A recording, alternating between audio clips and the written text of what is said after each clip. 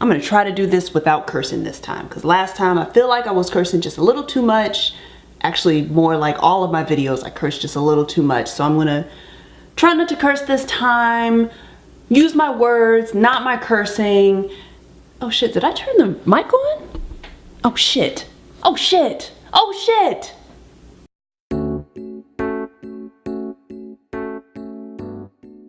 Hey Dramaverse, I am back and so are you, and that is why we're here.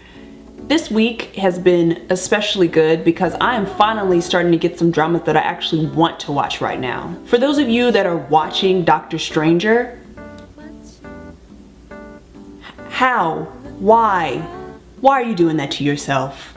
Stop that. This week we will officially start getting the new batch of dramas that we have been anxiously awaiting, especially since all of these dramas are all of the drama gods' attempts to bring us back to the early 2000s, which I'm totally okay with because I started watching dramas in the early 2000s and I'm pretty sure I still think it's the early 2000s in the back of my head, so bring it on. We already have Joseon Shooter that's already started. Lee Jung-ki and Nam Sang-mi are just as magical as they were in Time Between Dog and Wolf, and quite frankly, I'm pretty sure they should get married in real life, so they need to make that happen. And coming up on Wednesday, the Korean Fated to Love You was finally starting, which reunites Jung Hyuk and Jang Nara. Oh, and by the way, we're also going to include a little Choi Jin Hyuk in it. Granted, he is the second lead, and yes, he will lose, but you know what? As long as we get as many shirtless scenes as possible, I think we'll all recover from him losing. That boy. He's a problem. He's a serious problem. He has worked his way into many of my late night fantasies, and I'm not mad about it. I'll be honest, I'm a little bit nervous about Fated to Love You, not so much because of the cast, but one, whenever they do these remakes, I kind of feel like they should leave certain things alone, and Fated to Love You, I think, should be left alone. Granted, Fated to Love You was hilarious, but let's call it what it is. It was a completely ridiculous plot that just so happened to work. It's the same thing with It Started With a Kiss. I mean, great cast and it all came together, but it's such a ridiculous plot that, you know, it would not have been successful if they had any other cast, or maybe if they came at another time. It just worked out, which may explain why the Korean It Started With a Kiss didn't work out so well for anyone. But that's another story for another day now, isn't it? I think Fated to Love You is going to do absolutely fine as long as they make sure to keep the humor as long as possible. I know Korean dramas have this bad habit of starting out with humor and then instantly switching over to dramas because, well, it's a drama. But the thing is, Fated to Love You is so ridiculous that if you get rid of all the humor somewhere along the way, it kind of loses its meaning. It kind of loses its purpose. It starts taking itself a little bit too seriously, and that's what you don't want. I mean, it's about two people who accidentally sleep with each other without actually knowing each other, and then she gets pregnant and they're forced basically to get married, and then, well, you guys have seen it, you know. It's absolutely ridiculous and a little slapsticky, but you know what? It requires very few brain cells, and I'm always okay with that. Plus, it's hot people left and right. I mean, come on. What's better than that?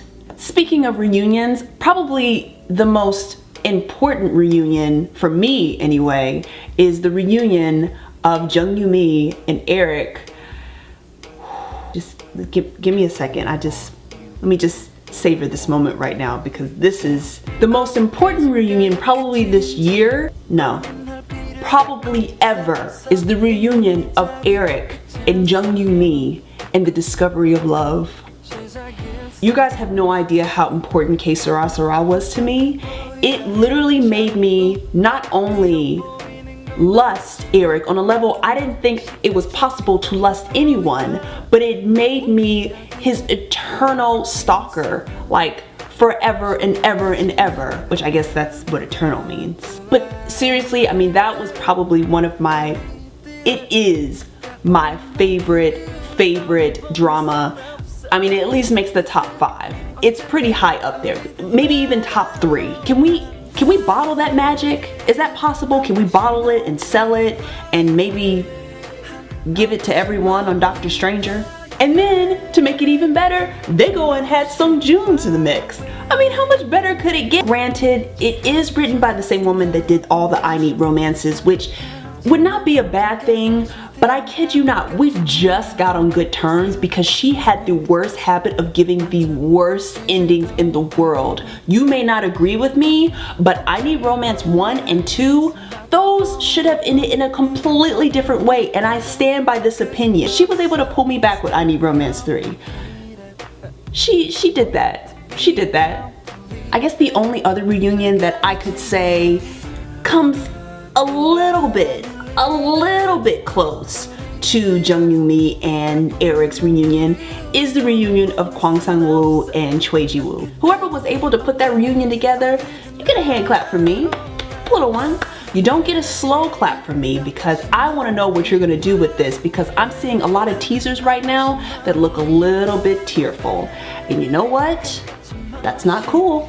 I'll see you guys next week, and oh, by the way, I will be doing the drama club for Joseon Gunman or Joseon Shooter, whichever one you want to use, over there at Drama Fever, so go ahead and check it out and see my horrible writing that mainly consists of all the ramblings that very closely match what you're hearing right now. Just know that I won't actually be talking about Joseon Shooter here because I'll be talking about it over there, so, you know, if that's something you're interested in, go do that. But before you go ahead and check out the comment section below and tell me what you guys want to talk about, because quite frankly, this is about you. This isn't about me. I just come here and ramble unless you give me something to talk about. So what do you guys want to talk about? I know you want to talk about dramas, but what do you want to talk about? And keep in mind, we don't have to just talk about K-dramas here. We can talk about J-dramas or Taiwanese dramas. I watch it all. I'm telling you, you guys probably don't believe me, but I really do not have a life. Seriously. I'm just here. I don't even leave this spot. I just sit here in front of this lens and I just wait for you guys to come back. That's all. I just sit here.